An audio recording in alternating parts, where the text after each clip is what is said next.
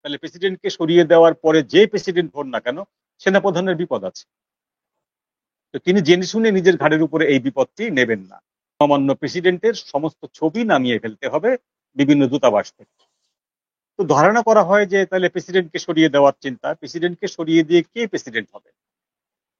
প্রেসিডেন্টকে সরিয়ে দেওয়ার এখতিয়ার এখন একমাত্র আছে বাংলাদেশের সবচেয়ে ক্ষমতাসীন যে গ্রুপটি তাদের, যেমন সেনাবাহিনী। সেনাপ্রধান তিনি পারেন। তিনি যদি সম্মত না হন তাহলে প্রেসিডেন্টকে সরিয়ে দেওয়ার পরে যে প্রেসিডেন্ট হন না কেন সেনাপ্রধানের বিপদ আছে। তো তিনি জেনে শুনে নিজের ঘাড়ের উপরে এই বিপদটি নেবেন না। সুতরাং প্রেসিডেন্টকে সরাতে গেলে হয় জরুরি আইন জারি করতে হবে প্রেসিডেন্টের মাধ্যমে, অথবা মার্শাল ল জারি করতে হবে, অথবা এই সরকার ভেঙে দিয়ে নতুন এক সরকার গঠন করতে হবে, যার কোনোটাই কিন্তু দায় দায়িত্ব নেবেন না সেনাপ্রধান, কোনোটির দায় দায়িত্ব নেবেন। সুতরাং প্রেসিডেন্টকে সরিয়ে দেওয়া হচ্ছে ব্যাপারটা, এটা আমরা ধরে নিচ্ছি যে এটা এখন পর্যন্ত গুজব, এর কোনো সত্যতা নেই, ব্যাপারটা সহজ না। প্রেসিডেন্টকে সরিয়ে দেওয়ার ফলে যে সাংবিধানিক সংকট সৃষ্টি হবে সেই সংকট থেকে উত্তরণের পথ খুব সহজ না।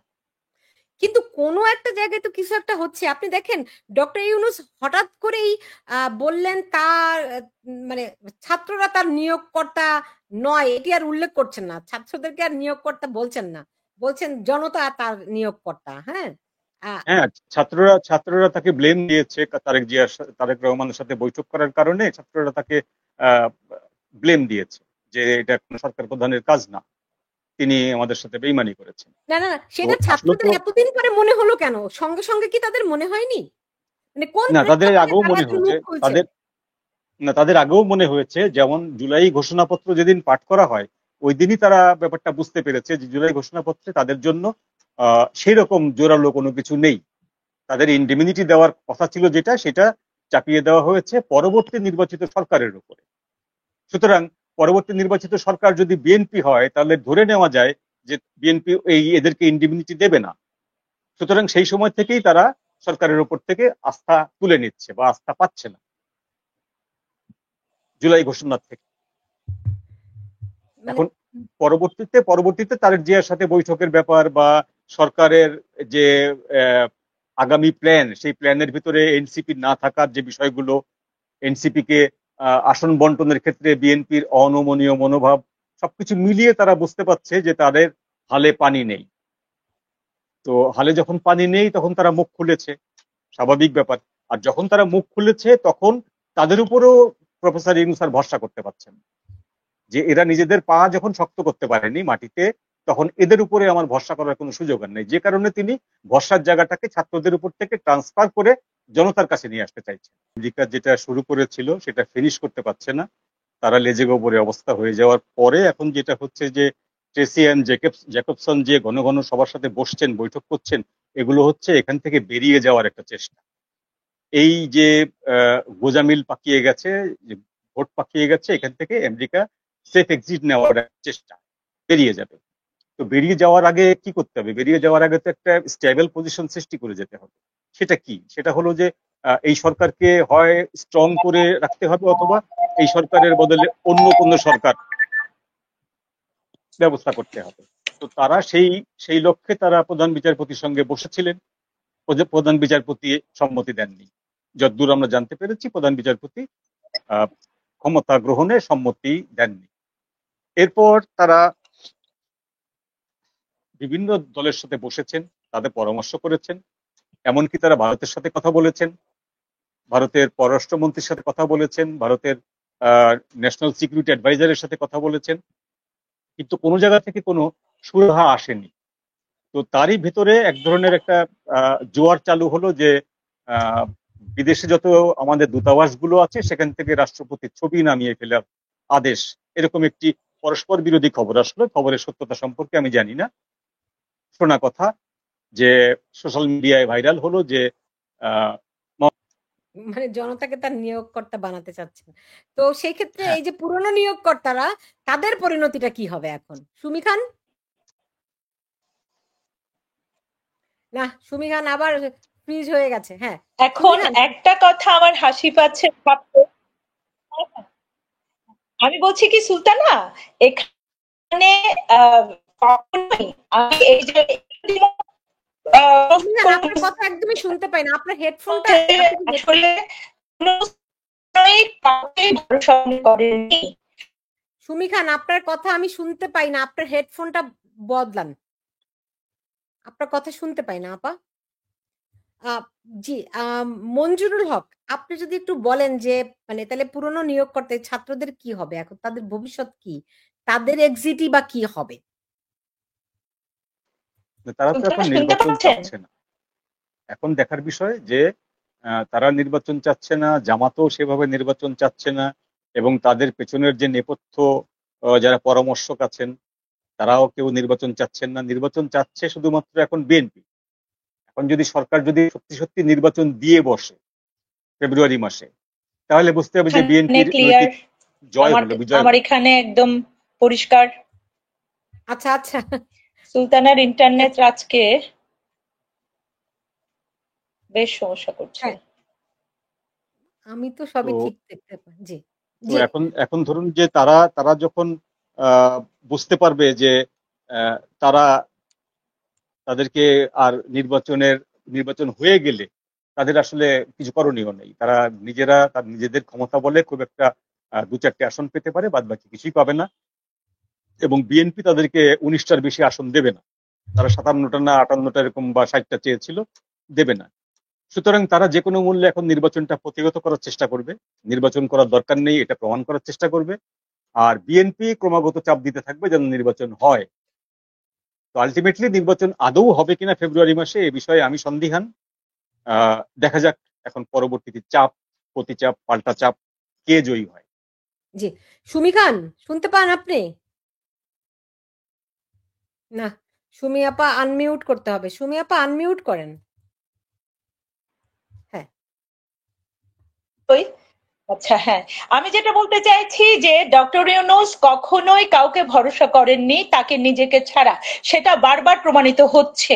তাকে যারা সম্মান করেছে তারা দেখেছে তিনি তাদের প্রত্যেককে অসম্মান করেছেন, এবং দেশের সম্মানিত আইনজ্ঞরা আমরা দেখতে পাচ্ছি যে আহ আহ দেবপ্রিয় ভট্টাচার্য পর্যন্ত আজ এখন বিরুদ্ধ অবস্থানে দাঁড়িয়ে গেছেন। তারা যাদের হাত ধরে এসেছেন, মাহফুজা নাম থেকে শুরু করে দেবপ্রিয় ভট্টাচার্য থেকে শুরু করে যারা তাকে এনেছেন মাথার একেবারে মুকুট করে, তারা সবাই ওনার বিরুদ্ধে চলে গেছে, এমনকি আন্তর্জাতিক একেবারে যত গণমাধ্যম আছে সব। এই কারণে তিনি এখন একটা ক্যামোফ্লেজ করার চেষ্টা করছেন, জনগণকে তিনি বলছেন যে ভরসার জায়গা। তার এই ক্যামোফ্লেজ গুলো মানুষ আসলে বুঝে গেছে, আন্তর্জাতিক যারা নীতি নির্ধারক তারাও বুঝে গেছে, কারণ সবই ট্রান্সপারেন্ট এখন। জি, আমি শেষ করব। মঞ্জুরুল হক, আমাকে যদি বলেন যে আগামী নির্বাচন, আপনি বলে দিয়েছেন আপনি বিশ্বাস করেন না যে নির্বাচন হবে ফেব্রুয়ারিতে, এবং এনসিপির ভবিষ্যৎ। নির্বাচন যদি হয় তাহলেও এনসিপির ভবিষ্যৎ খুব ভালো না, খারাপ।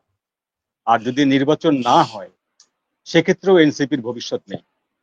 কারণ এনসিপি যদি মনে করছে যে নির্বাচন না হলে তারা এখন যেভাবে আছে সেভাবে তারা রাজনীতি করে যাবে এবং নিজেদের দল গুছাতে পারবে, আসলে আর পারবে না।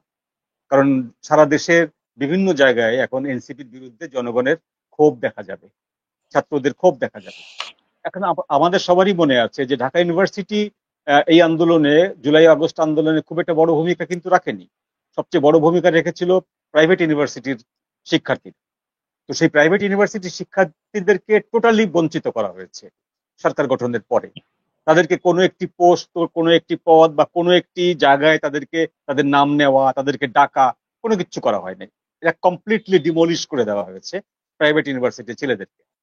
সুতরাং এই শুধুমাত্র ঢাকায় বিশ্ববিদ্যালয় কেন্দ্রিক কিছু ছাত্র যারা এনসিপি তৈরি করেছে, এইটা দিয়ে বাংলাদেশে এখন পুলিশ সেনাবাহিনী নিয়ে সাথে যে হয়তো একটা লোক সমাগম করা গেল, কিন্তু এটা তো আসলে প্রকৃত জনপ্রিয়তা না।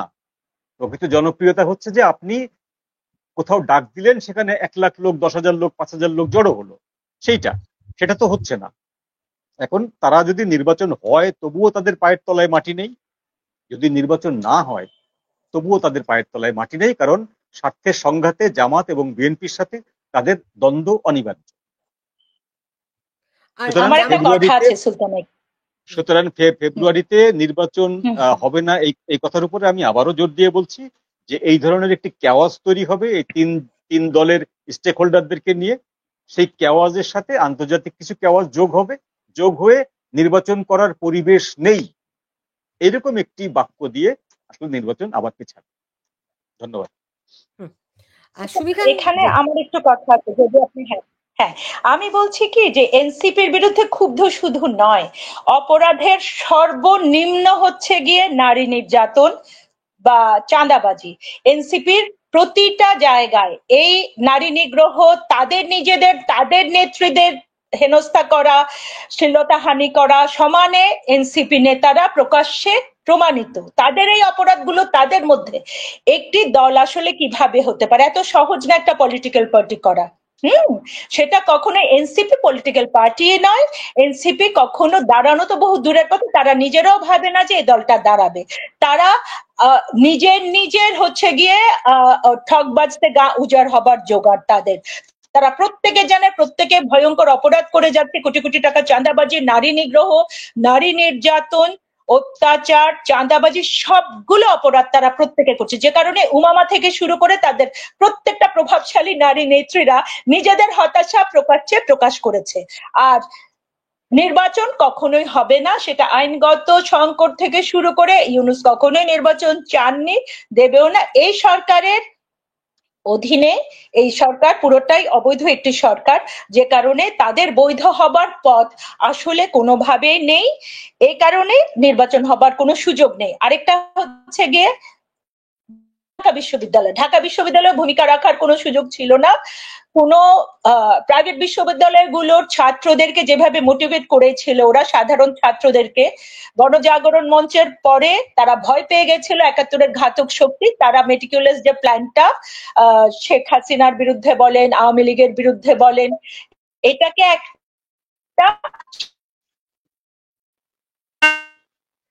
জি, বুঝতে পেরেছি সবকিছু মিলে একটা জগা খিচুড়ি হয়ে গেছে। এবং এই যে এনসিপির এই সার্জিস নাহিদ হাসনাতরা যে ব্যবহৃত হয়েছে গুটি হিসেবে, নিশ্চয়ই তারা খুব দ্রুতই সেটা অনুধাবনও করতে পারবে বলে আমার মনে হয়।